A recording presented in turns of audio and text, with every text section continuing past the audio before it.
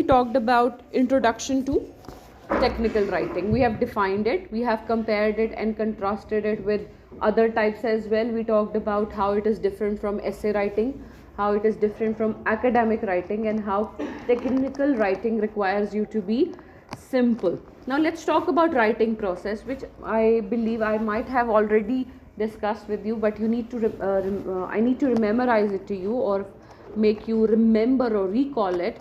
Now writing is a process. All language skills are part of some kind of process. Either they are connected or separated. They are processes. So if we talk about writing process, the first step in writing process is pre-writing. What could it mean? Pre-writing का क्या मतलब हो सकता है? Before you start writing, you think about something, you probably research about it, you probably make some kind of outline or maybe an infographic या flow chart बना सकते हैं, या सिंपली वो 4 पॉइंट या नाम लिख लेते हैं चीज़ों के जिनके बारे में आप बात करने वाले हैं. जी, a road map, a pathway to your final destination. So that is going to be pre-writing. Pre-writing में बहुत सारे steps भी हो सकते हैं depending on the booklet that you are utilizing. लेकिन pre-writing में बस आपने ये याद रखना है, it has to do with research, it has to do with gathering data, it has to do with thinking about it, it has to do with the organization, the rough organization that you pinpoint के probably वो इस तरह से बनेगा. ये सारी चीज़ें pre-writing में आती हैं. Then we have the next step, that is drafting. What's drafting? Brainstorming comes in pre-writing. A sketch. A draft is the written material. The only purpose, the first and the foremost important purpose of a draft is to get it written in one way or another. It is not supposed to be 100% accurate or correct, but it is a draft. एक draft होता है ना वो जो bank में होता है, bank draft, that's different. ठीक है. The draft I am referring to is the draft of your write-up. Let's say I have given you an assignment. You submit me the first draft for evaluation or feedback.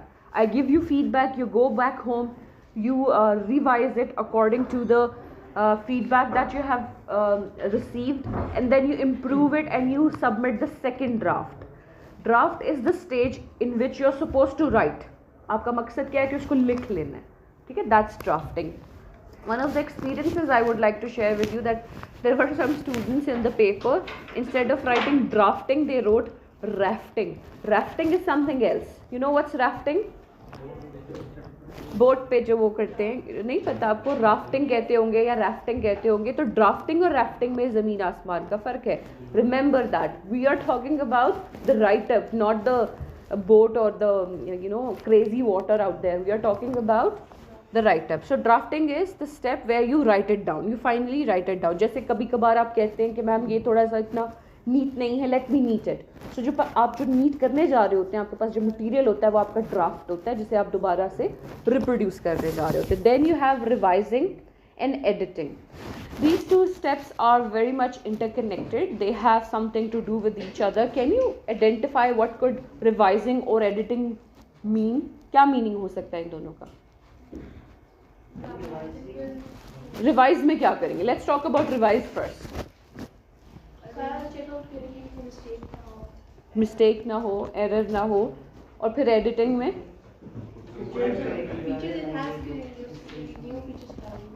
see, you're thinking in from the perspective of maybe video editing or picture editing, right? उसमें यही होता है कि आप उसमें कोई shade डाल लेते हैं, कोई इफेक्ट, कोई जो भी उसमें probably functions available होते हैं.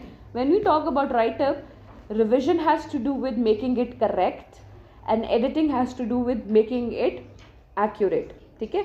correction और betterment में फ़र्क होता है. जब आप रिवाइज करते हैं तो आप concept level पे उसे better करने की कोशिश करते हैं. better in the sense, let's say you talked about 2 major reasons and you believe you need to talk about the third reason as well.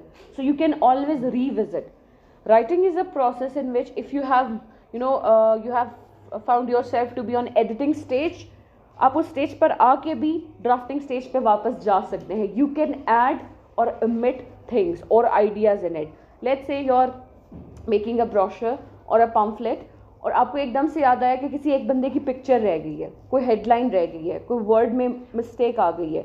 तो जब आप किसी की पिक्चर और उसका इंट्रोडक्शन ऐड करने जाते हैं तो आप रिवाइज करते हैं, लेकिन अगर हेडलाइन में कोई स्पेलिंग मिस्टेक है तो आप एडिट करते हैं। एडिटिंग में आप प्रूफ रीड करते हैं, ग्रामर पे फोकस करते हैं, टेंस पे और कलर कॉम्बिनेशन पे, that is editing for you. Revision is adding some new information और taking some information out. Sometimes information extra होती है, कोई लाइन हमने एक्स्ट्रा लिख दी होती है तो हम उसको रिमूव करते हैं। एंड फिनिशिंग या पब्लिशिंग है, और आपके केस में सबमिशन है, यू सबमिट दी असाइनमेंट। जब आप असाइनमेंट एक बनाते हैं तो एक कॉमन प्रैक्टिस यही है ना कि पहले आप सोचते हैं, डिसाइड करते हैं कि रात 9 बजे से 10 बजे के बीच में ये मैंने करना है, क्योंकि 11 बजे डेडलाइन है, तो उसी वक्त मैंने बैठ के इसको करना है, ठीक है। वो आपकी एक प्री प्लानिंग हो जाती है। फिर आप सोचते हैं कि मैंने हमना से लेके करना है कि अरूबा से पूछूंगा, नहीं तो चैट जीपीटी तो है। ये हमारी रिसर्च होती है, राइट। सो उस रिसर्च को हम जब कंक्लूड कर लेते हैं तो फिर हम उसको मिला जुला कर ड्राफ्ट कर लेते हैं, we finally write it.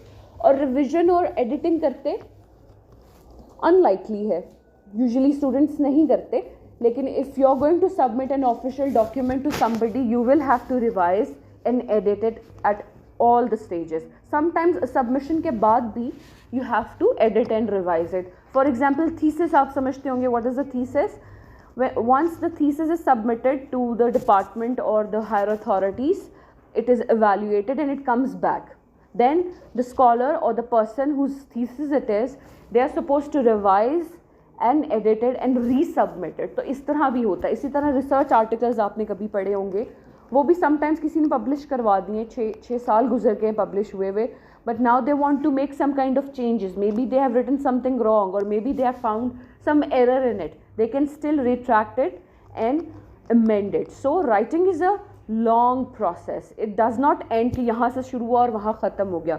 It is a cyclic process, it keeps on going regardless of time, age और लोकेशन। तो ये एक एवर लास्टिंग प्रोसेस है। यहाँ तक बात समझ आई, how they are different from each other the steps.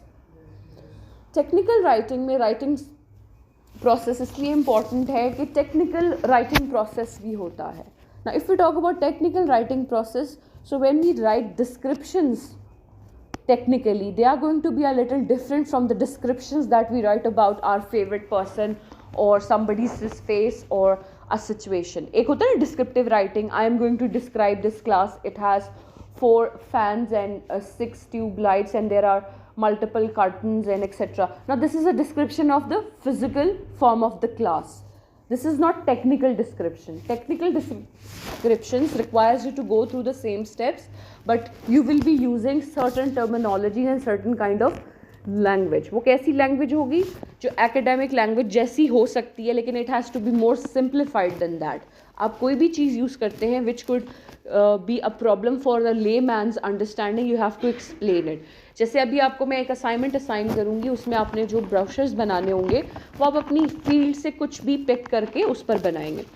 Now there are going to be some field specific terminologies which I do not understand. You should be able to showcase it in such a manner that I understand. I am a irrelevant person to your degree. ऐसा ही है ना, मुझे नहीं पता उसमें mapping क्या होती है और ये सेटेलाइट से आप क्या कुछ करते हैं, वो whatsoever you have shared with me, you are going to make your brochure in such a manner that the audience who doesn't have any knowledge about it, they can understand it, right? So that is technical writing process for you, where you technically write it in such a manner that all kinds of audiences can get the basic meaning out of it. That is brochure for you. Brochures और भी बहुत किस्म के होते हैं, we'll talk about that later. The writing process, pre-writing, drafting, revising, editing and finishing and publishing are steps in writing process. As you work through these steps, you share your writing with others and strive to improve.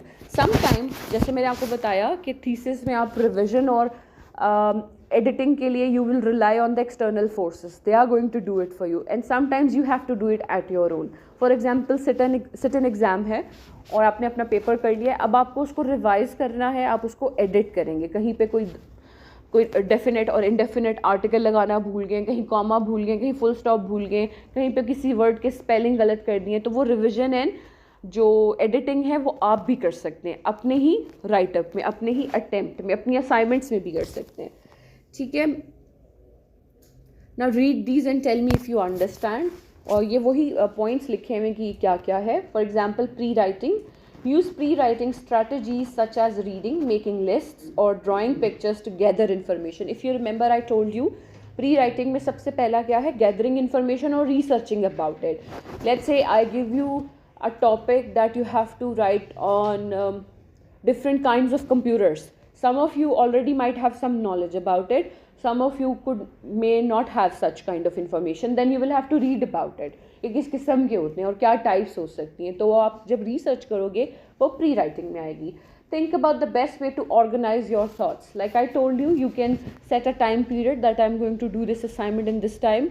I'm going to take help from this person and I'm going to arrange my paper step by step like this. First step will be the introduction, the second is going to be the comparison, third is going to be the contrast and fourth is going to be the conclusion. आप किसी ना किसी तरह से arrangement of thoughts अपने mind में करते हैं. And then consider your audience and purpose of writing. This is the most important thing. When you're writing technically or otherwise, you have to think about the person who is going to read it.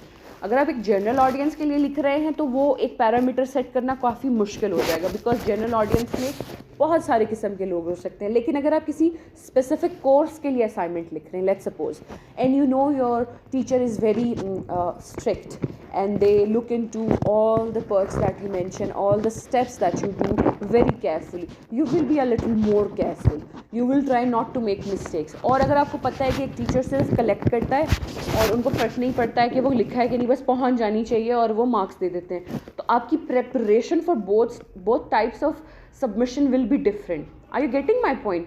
कि एक पे आप बहुत effort लगाओगे और दूसरे पे हो सकता है कि आप एफर्ट लगाएं लेकिन उस लेवल की ना हो. तो ये जो होता है ये ऑडियंस पे डिपेंडेंट है. जब आपने प्रेजेंटेशन एक वीडियो रिकॉर्ड करके मुझे सबमिट करवानी है, उसकी प्रेपरेशन और होगी. वो आप अपने लैपटॉप के सामने कुछ ऐसे करके बना कर लिख कर किसी तरह से उसको रिकॉर्ड कर लेंगे. लेकिन when you have to do it in person on campus, आप थोड़ी सी और तरह की प्रेपरेशन करके आएंगे. Is that correct? जब हम खुद से बात करते हैं, खुद रीडिंग करते हैं, खुद इवैल्यूएशन करते हैं, तो हमारे पढ़ने का तरीका और होता है. लेकिन जब हमने दूसरों को बताना है तो वी ट्राई आवर बेस्ट कि वो टेक्निकल फॉर्म से फ्री हो और वो आसानी से सबको समझ आ जाए. So that is pre writing for you, where you consider your audience and purpose of writing as well. Your purpose is mostly a submission of assignments or exam questions, quizzes questions or assignment questions, right? Then drafting. Use pre-writing ideas, whatever ideas you have gathered in pre-writing, to draft the decisions. कि आप उस draft में क्या लिखने वाले. Let ideas flow knowing you can revise later. आपने ऐसे नहीं लिखना कि वो बिल्कुल एप्टली लिखा जाए, एक्यूरेटली लिखा जाए, पैराग्राफ दर पैराग्राफ लिखा जाए. आपने अपने आइडियाज़ को किसी ना किसी तरह एक रिटन फॉर्म में फॉर्मुलेट कर लेना है जो भी आपको सूटेबल है. यूजुअली व्हाट आई डू, मैं उसको उसी तरह से लिखती हूँ जिस तरह मैंने उसको फाइनलाइज करना होता है. इट हेल्प्स बिकॉज उसी स्ट्रक्चर में जब लिखा होगा तो it is going to be much easier for me to restructure और इम्प्रूव इट. जब मैं उसको एक स्ट्रक्चर में लिख के दूसरे स्ट्रक्चर में कन्वर्ट करने की कोशिश करूँगी तो I will be a little not confused, but it will take me much more effort. So बेहतरीन ये होता है कि पहला ड्राफ्ट ही आप ऐसे लिखें जो आपके माइंड में उसका फाइनल लुक बनना चाहिए. So this is a good practice. Get thoughts down without worrying about conventions such as grammatical mistakes, tense mistakes, punctuation could be there. Idea आपने 2 मेंशन किए, अगर आप तीसरा आपके माइंड में आ भी रहा है तो ड्राफ्ट में आप you can let it slide for the moment and you can come back later to add it. And then begin to structure the body. Every kind of writing has 3 parts. I hope you know. The first part is introduction, the second is the middle body जिसको कहते हैं हम middle part कहते हैं, and the last one is the conclusion. So वो आप अपने mind में रखेंगे कि मैं कंक्लूड कैसे करूँगा, इंट्रोड्यूस कैसे करूँगा और उसका बॉडी क्या होगा. Remember, introductions, they are always connected to the conclusions. Whatever you conclude, it has to correspond to the introduction. कोई चीज़ आपने इंट्रोड्यूस करवाई है, उसके बारे में आपने क्लेम्स किए हैं, रीजनिंग दी है, आर्ग्यूमेंट्स दिए हैं, उसको कंपेयर एंड कंट्रास्ट किया है, जो भी टेक्निक यूटिलाइज की है, जो आपका कंक्लूजन होगा वो डायरेक्टली रिलेट करेगा आपके इंट्रोडक्शन से. ठीक है. Then you have revision or revising. Use accurate and interesting details that reveal your unique perspective on the topic. Consider the tone and the voice that will connect with the reader. Now, you must be thinking that tone and voice is always connected with the spoken form of language. Tone और voice सिर्फ spoken form of language में होती है? Written में भी होती है. Voice is also there in written, that is active voice and passive voice, right. How you approach your write up, how technically you write it, it is going to depend on how you want it to be portrayed. ठीक है. Next point is start out strong and end just as strong. Like I told you, जो आपका introduction अगर strong है, on point है, आपका conclusion भी वैसा ही होना चाहिए. ठीक है. बीच में भी strong ही होना चाहिए, लेकिन उसमें 19-20 हो सकता है, लेकिन आपका जो introduction है और जो आपका conclusion है वो definitely connected होना चाहिए और strong होना चाहिए. Refine words and sentences so they are precise and varied. Sometimes unnecessarily we add words or such expressions which are, adding words to our word limit, and it is avoidable, so you can revise it. आप word choices को substitute कर सकते हैं. कहीं पे कोई गलत word use हो गया तो उसकी जगह उसके लिए appropriate word use कर सकते हैं. कोई और expression use कर सकते हैं तो करें. The other day I was writing a recommendation letter for one of my students. So उन्होंने मुझे एक recommendation letter लिख कर दिया और उन्होंने उसमें एक expression use किया कि although communication skills was a tough cookie to crack, but I did my best. ठीक है. tough cookie to crack क्या होता है? cookie भी होता है. अब देखें, I didn't know that. I had to go online and check. Now such expressions could be used, but in my understanding इनको आपको avoid करना चाहिए until and unless you are writing for a native speaker. Because I am not a native speaker, I was not aware कि इसकी variations भी पाई जाती हैं. जैसे एक होता है ना, एक expression है mind your own business. There is another expression for it. Do you know that one? What is it? Okay, वो तो हमने बनाया है ना. Mind your own beeswax. That is a politer version of mind your own business. Vintage, outdated or politer. I have seen it in the books that I have read, जहाँ पर वो use करते हैं, and I had to look for the meaning because I was not aware. So आपको देखना है audience oriented आप कब होंगे, जब आप इस तरह के एक्सप्रेशंस यूज़ कर रहे हैं जो उस ऑडियंस के लिए अप्रोप्रिएट है. ठीक है, रेलेवेंस रखते हैं. फिर आपके पास आएगा editing, check spellings and proof reading. Tense है, पंक्चुएशन भी हो सकती है उसमें, पैराग्राफ्स कहाँ पर एंड होने चाहिए, कहाँ से स्टार्ट होने चाहिए, ट्रांजिशन मार्कर्स हैं कि नहीं, ये सारी चीज़ें बेटा आप एडिटिंग में देखेंगे, ग्रामर के रूल्स और सब कुछ. ठीक है. सो this is writing process for you. यहाँ तक बात समझ आई? ठीक है. और ये भी स्टेप बाय स्टेप लिखा हुआ है और इसमें लिखा हुआ है कि आप कौन कौन से क्वेश्चंस के आंसर्स देते हैं इन स्टेप्स में. पहला स्टेप वही है प्री राइटिंग एंड रिसर्च. अब इन्होंने इसको एक और वर्ड ऐड कर दिया, that is research, and these are the questions that you should be able to answer in this step. What kind of assignment is it? What are my audience's expectations? What is my topic? How well do I know my topic? Where can I find more about my topic? So you research about it. These are the questions. Now you must be thinking कि हम already discuss कर चुके हैं. Why should we go through these? You could have some kind of MCQ or match the columns where लिखा हो कि pre writing and research के अंदर कौन से ग्रुप ऑफ क्वेश्चंस होते हैं, तो यू शुड नो कि कहाँ पर कौन सा आना चाहिए, राइट. फिर प्लानिंग एंड आउटलाइनिंग.